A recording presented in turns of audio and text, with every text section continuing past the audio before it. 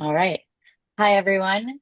Thank you so much for joining this virtual event series. We have Mark, Kary, and Arun ready to discuss lots of topics regarding Micro One and the future of the social economy. So thank you so much for coming, and I'm passing it off to Mark to get the event started. Thank you so much, Sydney. Welcome. This is our first series that we're launching as the summer is wrapping up towards the end. My name is Mark. I work as a chief economist at Micro One, and I'm also an academic at Harvard Kennedy School, focusing on the intersection between policy and technology. I could have not wished for a better start. Two extremely prominent voices in the conversation around AI. Representing not only the industry and academia, but also a lot of convergent spaces. Let me do the proper introduction to today, and then we'll get the conversation off the ground. So Arun Sundararajan is a professor at NYU Stern School of Business. He's also the co-chair of the World Economic Forum's Global Future Council on Data Frontiers. And Arun has been also part of the AI Global Alliance at the World Economic Forum, which is the group that's been studying governance. I've been lucky to be part of the same group he has been part of. Therefore, kind of a prominent voice across multiple sides of the conversation around AI governance, role the business should have on this. On the other side, Kary Bheemaiah is the VP and Chief Technology and Innovation Officer at Capgemini Invent. Kary is also, about a year ago, joined the World Economic Forum as an executive fellow. He was in charge of the Convergent Technology Initiative that he has spearheaded and pioneered at the forum. And I equally been lucky to be part of Kary's initiative at the forum. So by pure coincidence, we were in two working groups, one at the global AI governance group with Arun and one with the convergent technology with Kary. And I think this has created a common space for us to have a conversation today. And I'm very pleased, gentlemen, to be hosting you today. Look, I think the conversation is almost like a hot potato these days, right? If we talk about AI, we do talk a lot about the development we see out there in the industry. We're seeing generative AI taking a significant role in our conversation globally today. If you're looking at where conversations are going from governments to boards, right? It is about AI adoption. But one story that keeps on being part of it is whether this adoption of technology is coming at the expenses of jobs. And so at the same time, we're talking about AI, we are inherently talking about jobs as well.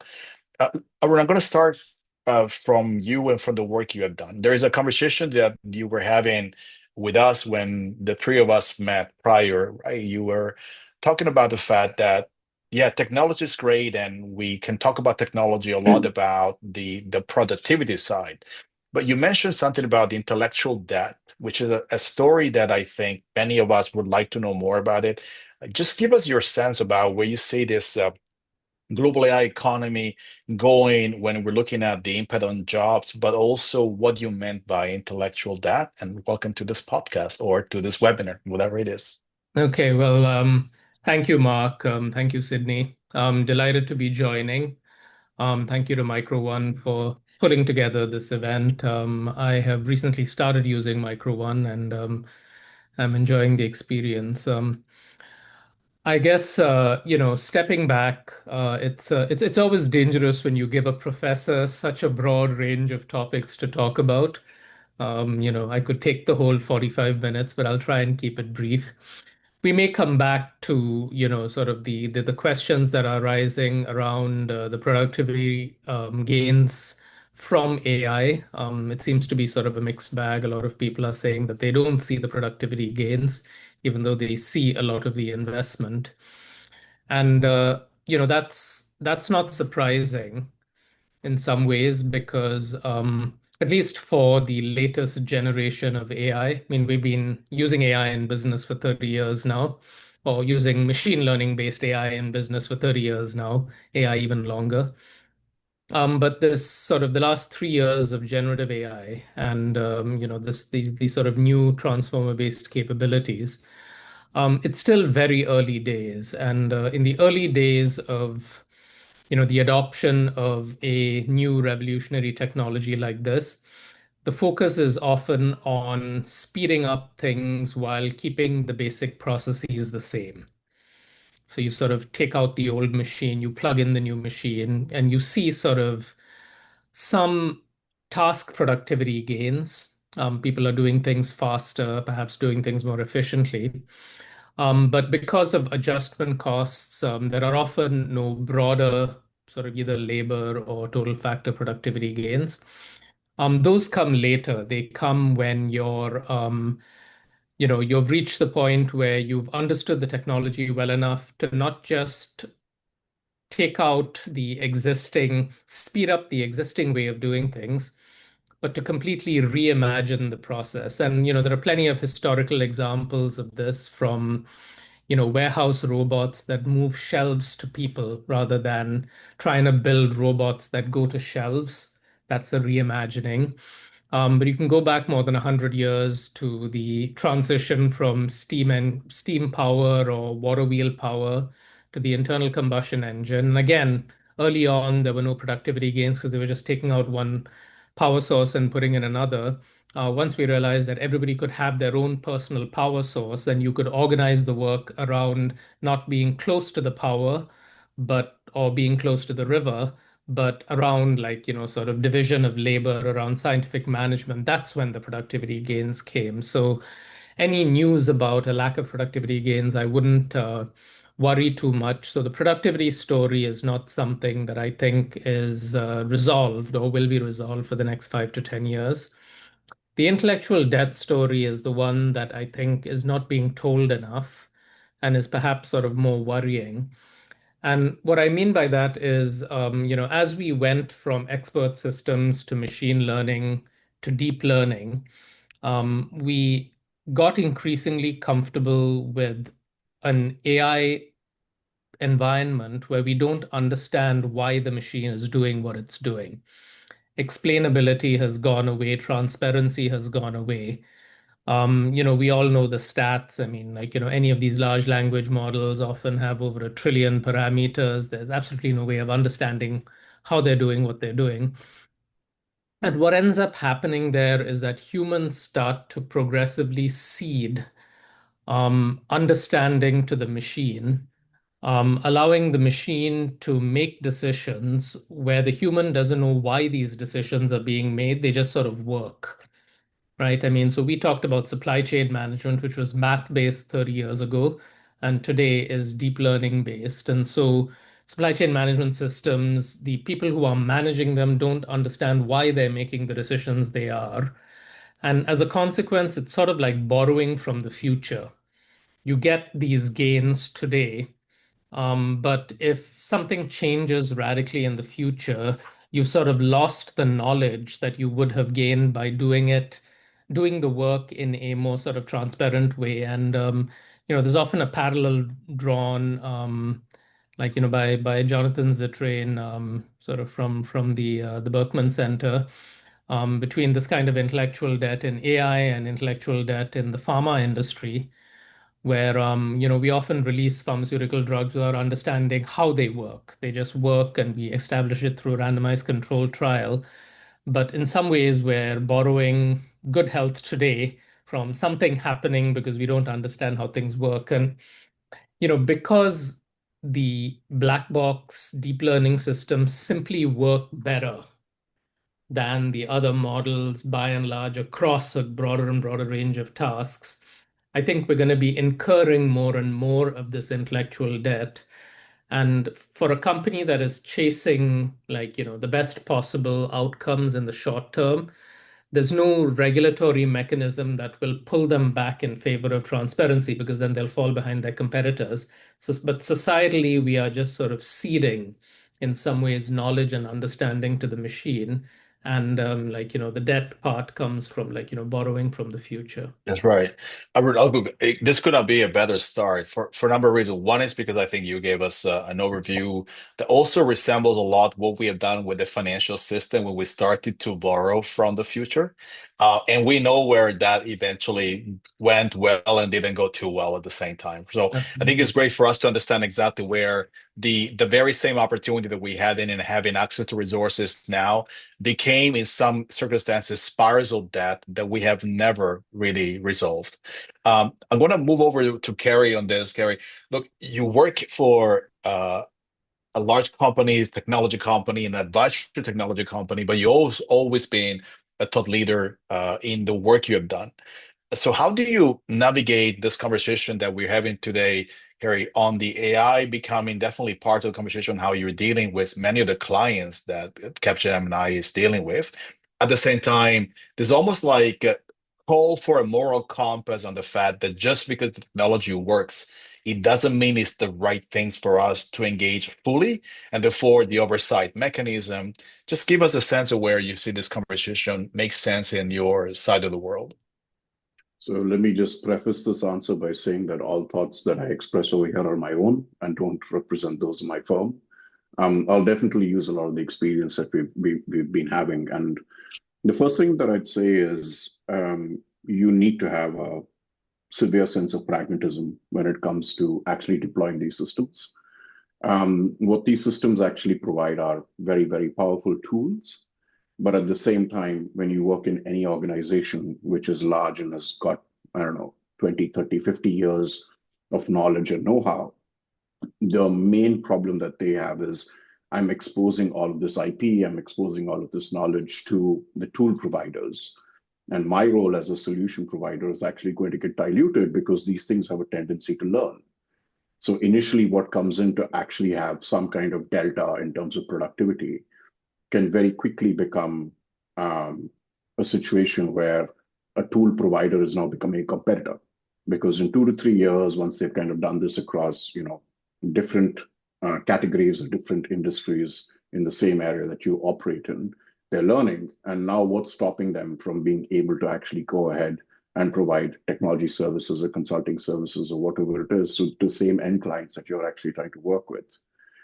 Now, this is something which needs to be understood because whilst we do have, I don't know, 700 million users or something around that much of one of the most popular LLMs out there, the reality is when you start actually looking at deployment within an organization, you get hit with a lot of different kind of blocks. So on one side, this is not cheap. If you're using it at scale, it's expensive. So your primary conversation is not going to be with your CTO, it's going to be with your CFO. Secondly, you're not just looking at, giving random access to everyone. There is a lot of work that needs to be done in terms of budgets, in terms of controls, who's getting access to what are they actually using for it. If you're working at the enterprise level, there's SLA contracts that come into play. So that's SLA 1, 2, 3. And all of these things actually affect a lot of the adoption. So whilst today there's a lot of noise about saying that, I think there's a number which is around 10% of the firms, large firms worldwide, are actually using this. The reality is if you want to actually have these kind of tools be deployed at a large enough scale to see that famous productivity impact that you're looking for, you're going to actually have to deal with these very, very tangible roadblocks that you're going to come across. The second thing is today, I think the flavor of the week is all about agents. Agents are great. They're quite simplistic in certain ways. They're essentially software wrapper around an AI model. And they do things. While the LLM can kind of like infer or make sense of, a question or a prompt that's given to it. If you want to transition from getting an answer to actually executing upon it, you essentially write one agent or a series of agents that then take this information and execute certain things on top of it. Increasingly, the main thing that makes an agent versatile or powerful is going to be in terms of tool use. Which tools can it connect to? And whilst a lot of people are kind of going around and saying, oh, agents are going to, really give an extra nudge in terms of the productivity improvement that I'm looking for, the reality is it's kind of like a software nightmare. It's like a place where there's easy for you to be able to get malicious code. There's a lot of tools which are out there, and a lot of the ways that agents use tools is they connect to something on GitHub. There's little to no control today in terms of someone actually going and writing a malicious piece of code, which then gets used by someone. The agent is still doing its job, but behind the scenes, there's a penetration attack that's actually happening that can lead to malware, it can lead to system compromise, et cetera, et cetera. So your main challenges today, let's say 3-year span moving forward in terms of adoption, is not in terms of how much this is going to cost. That's definitely going to be, that's always there. But it's also the fact that your CISO is going to call you up the moment you start kind of using these tools. And so there's the reason I'm kind of stating this is because it's important to get like a bit of a pragmatic understanding of what's entailed in terms of adapting to these tools, using them. And then, of course, the main reason we're having this conversation in terms of what does that actually mean for employability in terms of like, skill reswitching or skill updating, et cetera, et cetera.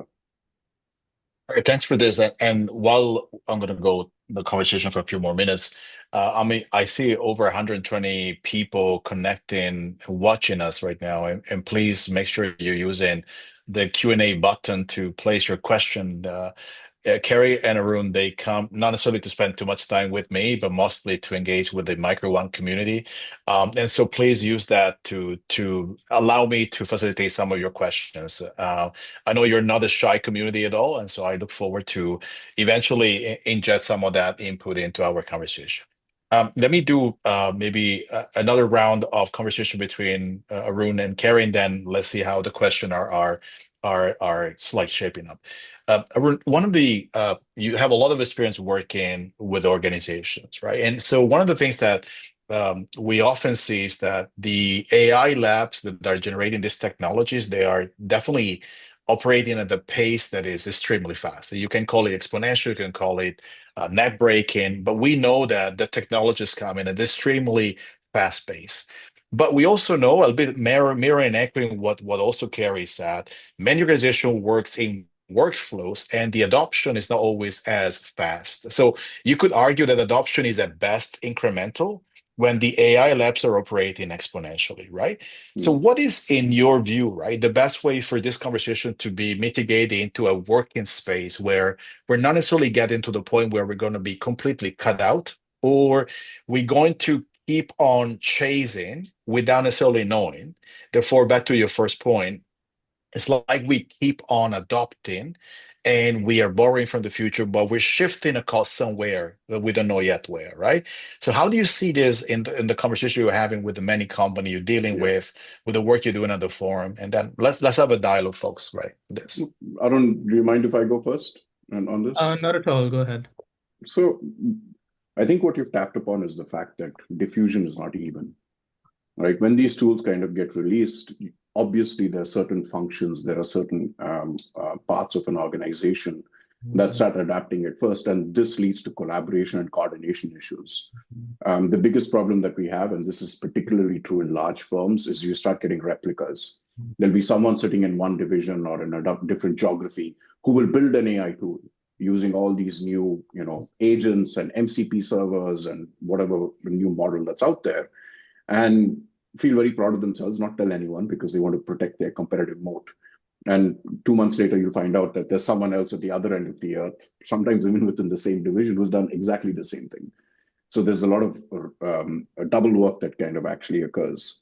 I think if you are an organization as a leader, so let me talk about it from a top-down perspective, you have to actually play a balance in which on one side, you want to be able to give some kind of leeway to the local teams to take ownership, to do some experimentation, because that's how you learn, right? It's only when you get your hands a little bit dirty and start actually working with this that you come up with your own opinion. And that's probably the most important thing to have. Like, don't regurgitate what someone else is saying. If they're saying something which is very bullish or they're saying something which is very alarmist, see which company board they're on or which company they've invested in, because it's probably true that they won't be able to push that stock price up. So you have to take that with a big pinch of salt, develop your own opinion.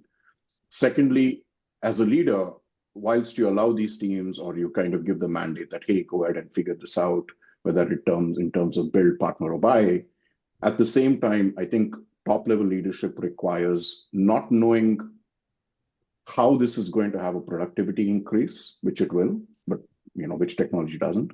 But more importantly, in how is this actually changing your sector, your industry, and your firm more specifically. There's that old saying, don't push the puck to where it is, but focus on where it's going. And I think with firms, this is very important because you've now got 3 years of adoption data. You've gone to all the conferences, you've had all the dialogues, you've seen YouTube video and LinkedIn post talking about this fact that This is some kind of general purpose technology. It can be used for everything from healthcare to production to education to whatever it is. So you're dealing with a general purpose technology in some sort. And if you're going to be using a general purpose technology, or you're immersed in a world in which there's a general purpose technology getting released, like electricity, very quickly being able to understand what is the new nature of the firm to code course, that's actually more important, because this is a tool. Yes, it does things and it does some things extremely well, but how is that fundamentally changing the way your organization works? If it is elevating certain constraints which exist within your value chain, well, where is the new constraint that's actually going to get created? And how do you think about that more strategically, right? Those are kind of like the questions which you need to talk about. And then you balance it by giving ownership and a little bit of independence to the teams, because they are trying to do it at a task level perspective. They're trying to optimize for certain tasks. They're trying to get better at their jobs. You want them to be able to do that. But at the same time, you have to be able to take those recommendations, take those suggestions, take all of that information in, and still be able to decide where your entire firm is kind of transitioning to, and how all of this bottom-up work that's actually happening is allowing you to turn that vision that you've got where things are moving into an actual reality. No, Kary, this is yeah, Arun, go ahead, please. Yeah. You don't yeah, need me, guys. This is a conversation. Go ahead. Yeah, I'd love to hear your I think story. that, I mean, sort of reinforcing Kary's point about experimentation. We're in an active experimentation phase, and there is a reticence, like technology organizations within companies are reticent to, sort of cede control to end users. I mean, this is a battle that's been going on for decades, right? But it's through that experimentation, by the people who know what your organization is doing.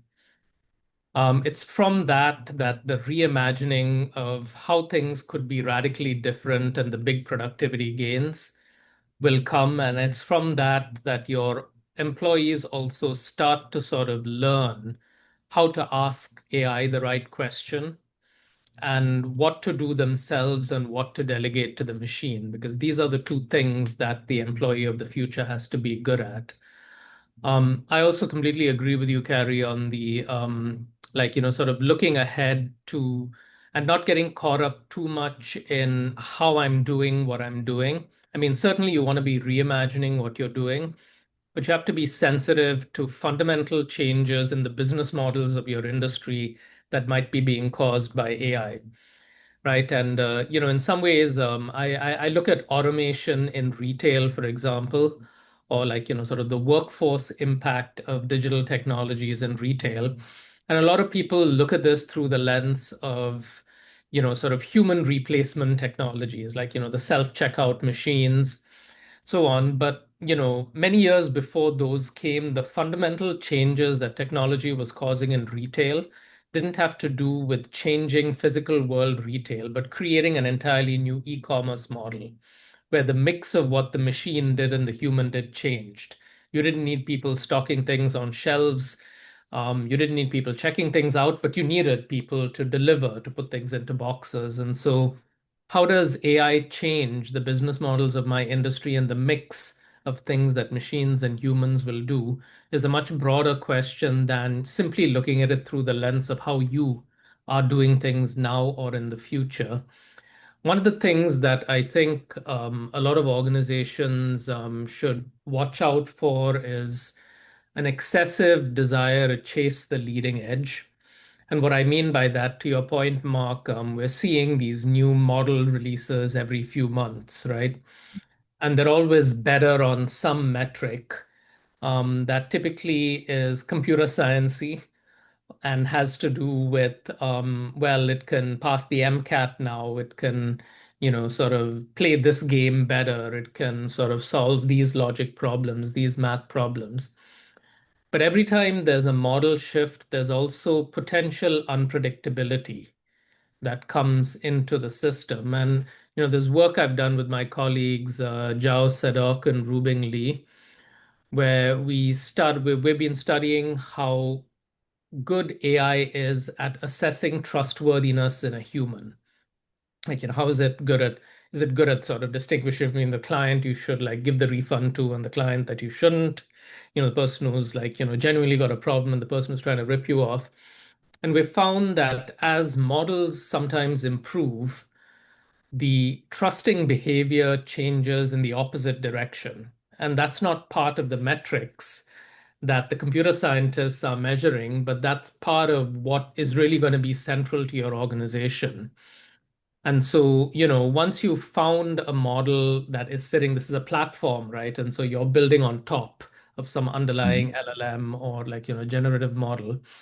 I'd be cautious about saying, well, GPT-5 is out, time to sort of like, sort of unplug 4.0 and plug in 5, but to sort of take it in a more measured way. And the final thing that I'm having a lot of conversations with organizations about, and this is to your early point, Mark, and also to what you raised, Kary, is about how is what humans how are the responsibilities of what I assign to humans in my organization going to evolve?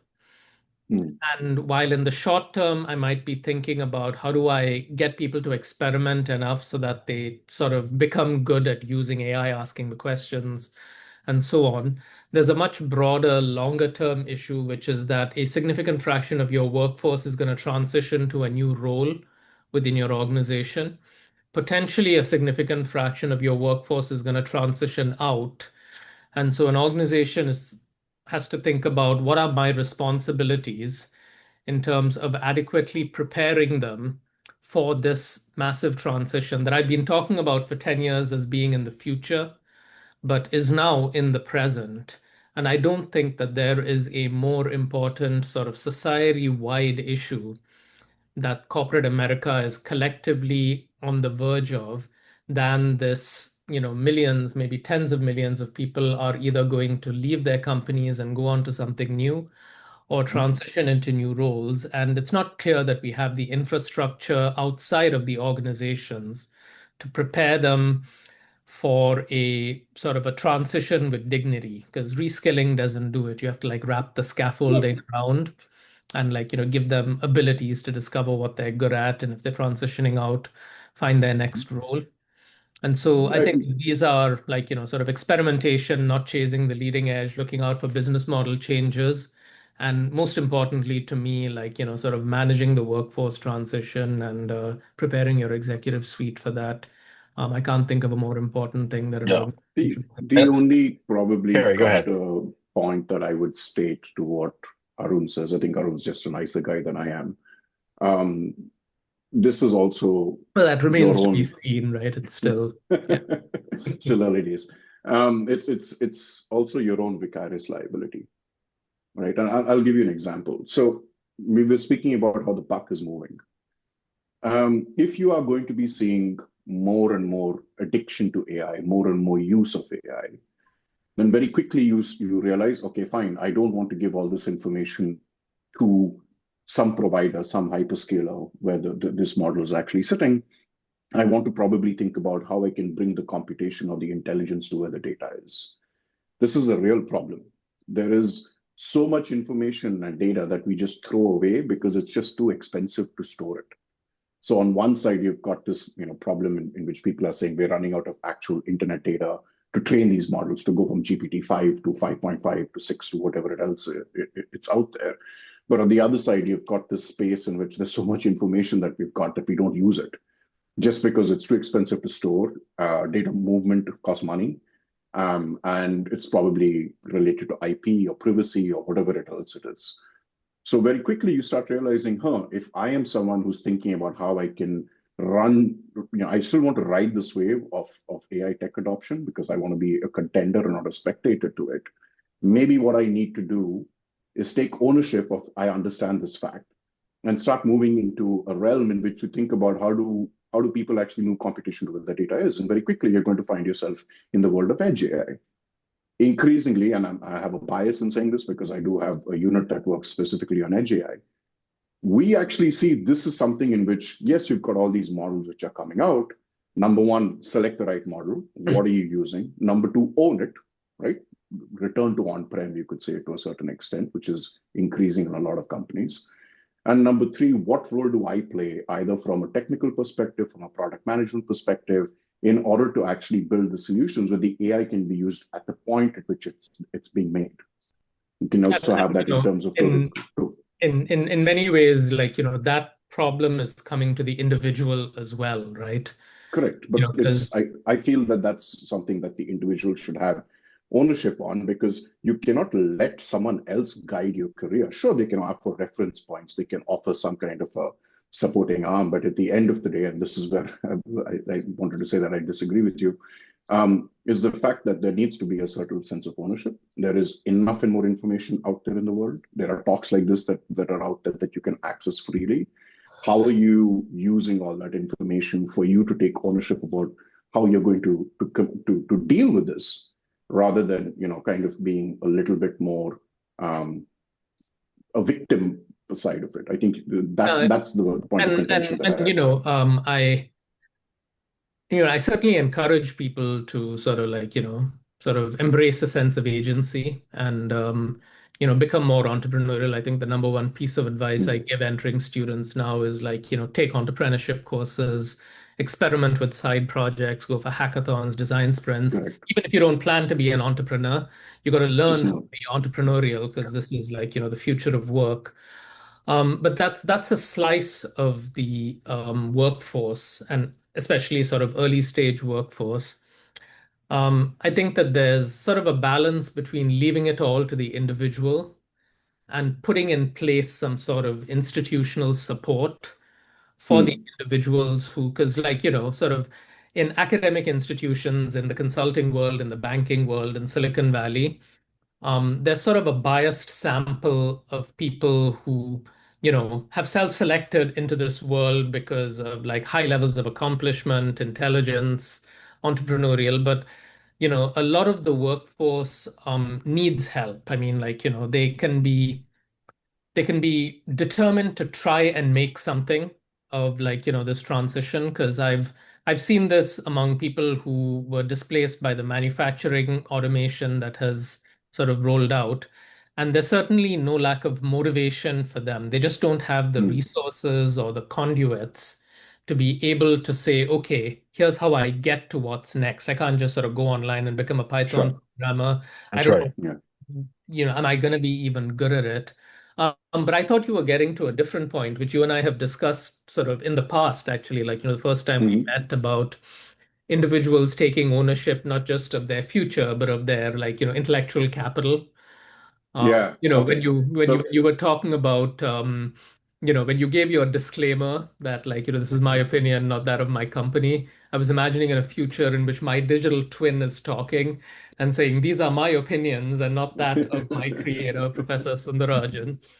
But I do worry also, So as we that's sort of drift into this intellectual debt world, there's also a seeding of the ownership of our human capital that is underway, and it's not yet clear to me, how that is going to shake out, because we're kind of running out of ways in which you can train AI at scale. And so a lot of the important training data is going to come from individuals now. And correct. individuals might be making the trade-off between do I want to improve my productivity versus do I want to create something that is going to make me less important to the organization, because embedded in it is my human capital. And to me, a smart organization is sort of managing that trade-off as well. Mark, you've got the look of we have to go to the audience. That's right. Yeah, And I have to but say, Mark, Mark, this is such before a we such an incredibly easy, a job that I have right now, to the point I could really be replaced easily, because you guys have an incredible chemistry in the so conversation so and the dialogue is there, right? let me just give a preface to this, because I know we're time bound, but it's an interesting idea. And Arun and I discussed this. We came at it from two completely different schools of thought. I had never met him before. Yes. I hadn't read his work. But the concept that I was starting to think about is artificial intelligence is not really artificial and not really intelligent. There is a lot of training that has to be given to it. And especially when you come to real world scenarios where, yes, there is now a tool that can actually do certain tasks or subtasks that a person is actually, doing. What if the fact that you're actually training an AI to do that allows for a kind of a stipend to be paid back to you as it starts kind of like cannibalizing that task that you were doing. And since you were a trainer for it, the productivity gains that it creates gives some kind of like trickle down economics to the person that actually helped with that training over the life or the span of that AI Right. actually Which existing. is Kary, which I think is what you would call a universal basic dividend rather than income, right? Because No, it's yours almost was like the not idea. mine. I know. It's not your words, but I'm trying to say that's why I Yeah. think it's interesting the idea that we're rethinking also fundamentally the infrastructure of economic value when we are becoming agentic in who generates the value simply by the nature of the conversation we're having. So, guys, believe it or not, we are just a few minutes before I have to wrap this Yeah. up, and I'd like to But bring it this over. sort of goes back to Karl Marx in some sense that the distribution of ownership of capital in society is what drives inequality. And in some ways, humans have always held their human capital. Um, if we go down a path where there's excessive centralization of capital ownership over time, that not just sort of like, leads to greater inequality, but also starts to sort of challenge the motivations that humans have to sort of build new human capital.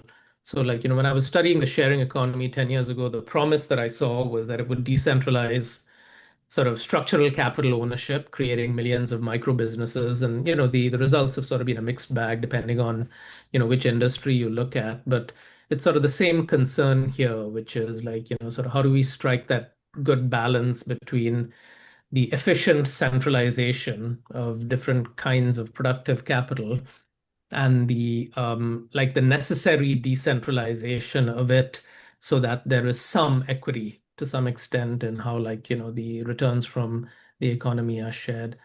Right, yeah, there are a bunch of questions. And That's right, and I mean, I don't think, guys, we can cover all of them. I think to just to link it a bit to the kind of experience I had so far with Micro One is a company that is now fundamentally engaging into recruitment with the support of AI. But similar to what you were saying before, and both of you kind of cover it in a different way, it's not about recruitment for the sake of more efficiency in recruitment, because that's easy to measure. Is Mm. rethinking and reframing the narrative about recruitment, which is, I think, opening up. And I can see this in some of the questions. So I hope that by summarizing a couple of things you mentioned, that I can also address some of this question. Is first of all, expanding the access to this technology to a wider number of people that are not necessarily contemplated by the traditional transformation. A little bit of Mm. what Arun was saying before, people that would naturally not even be able to be reskilled. And back to a conversation that you mentioned, Kary, when we also had our alignment call, people that never even have a chance to be part of the conversation because they don't even qualify for entry level jobs, right? And so I think there's a space for people to eventually start expanding the idea of training the data from profile that usually are not part of the conversation. And so, yes, academia, you can say, has been an adopted to some degree because of the integration of online learning. Banking has been a pioneer in many ways, consulting. But what if you're coming from field that were not necessarily part of the first wave of transformation? I think to the point where we see a lot of research in micro one is to see people that will come from an entirely different background that now are integrating into a training the data of fields that were not necessarily digitizable before. But this is one side of the story. The other side of the story that I love in the conversation that we had is ownership on one side and entrepreneurial mindset is critical. But to your point, right, there's an institution, and actually it's mirroring.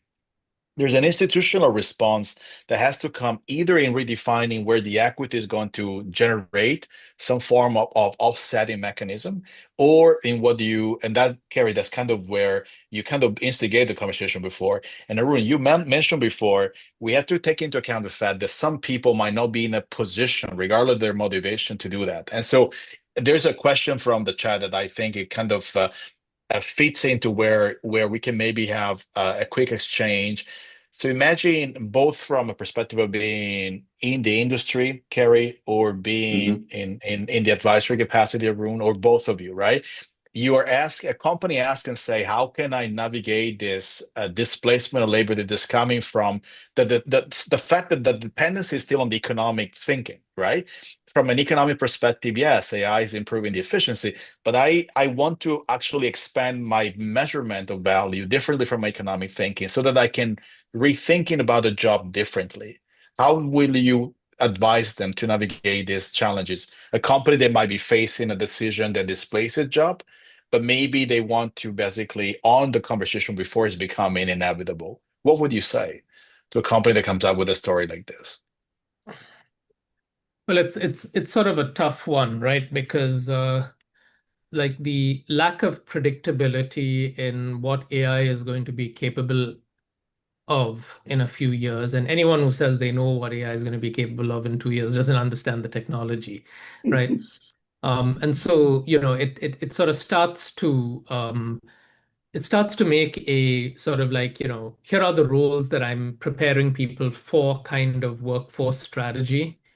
A challenging one because, like all of the organizations that said we need more data scientists, we need more sort of like, people who can do simple programming 5 years ago are realizing that a lot of that data science and a lot of that programming is being done by AI now, and the people sort of aren't needed.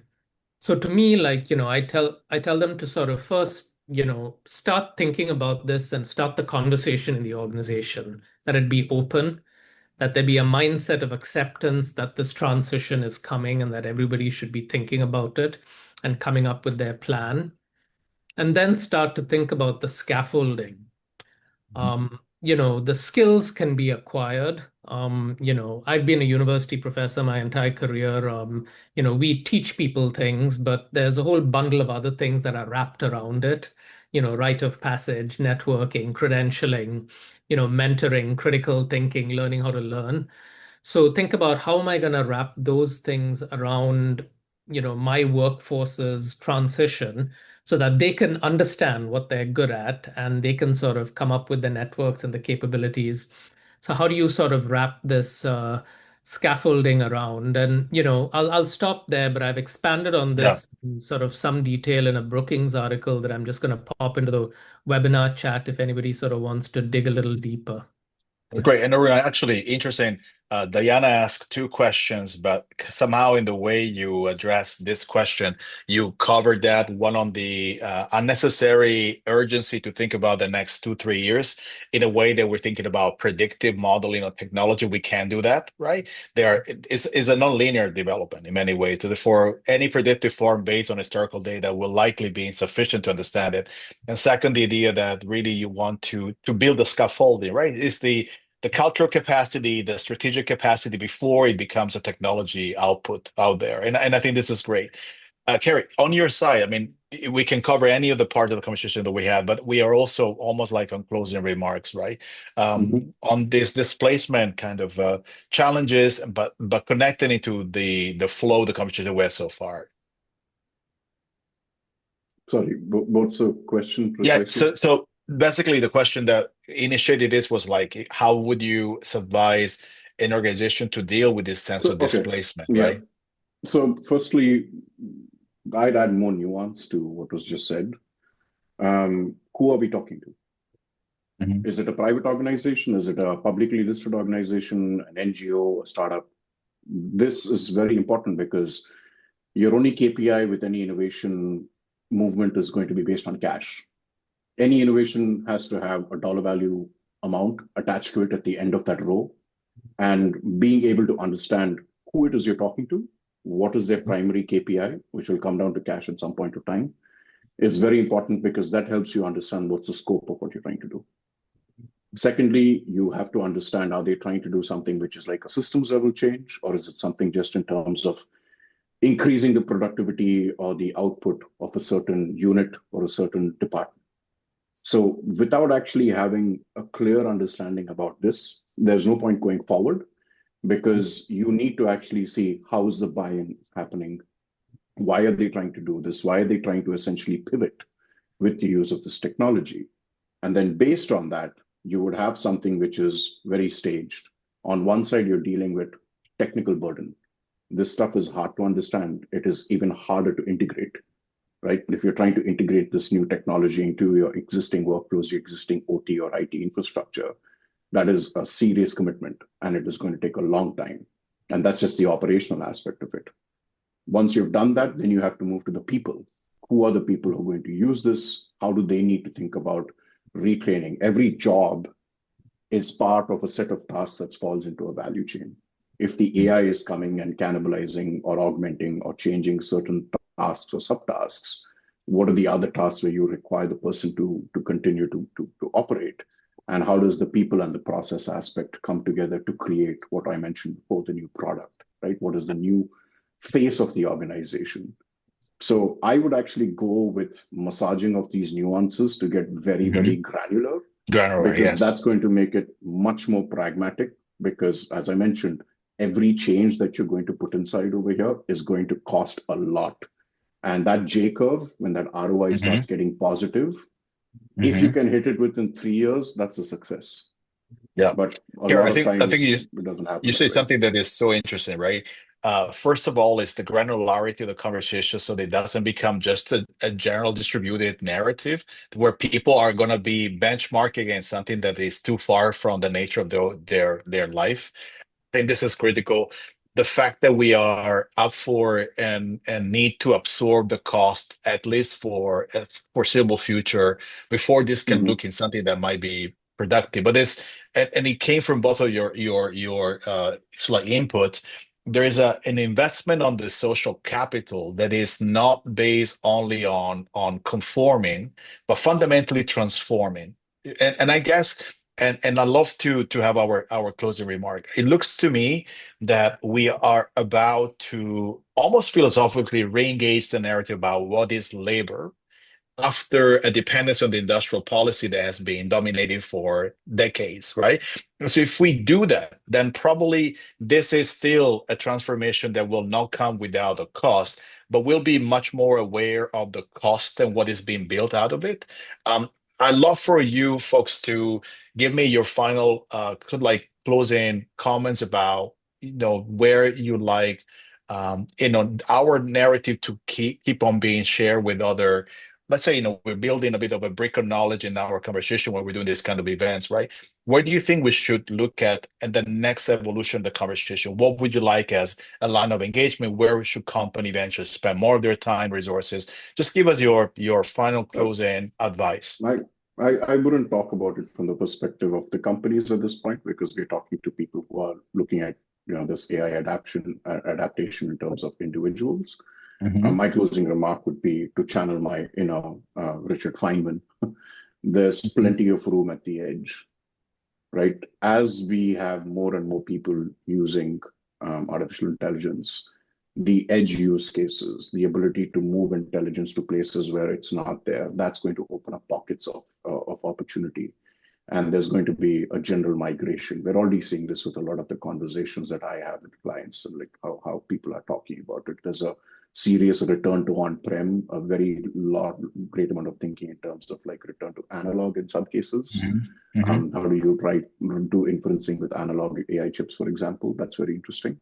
And then secondly, think about it from the perspective that if everyone starts adopting AI, well, yes, AI sucks up a lot of the oxygen in the room today, but there's many other technologies, right? Like the work that I did with the World Economic Forum is all about how different technologies come together.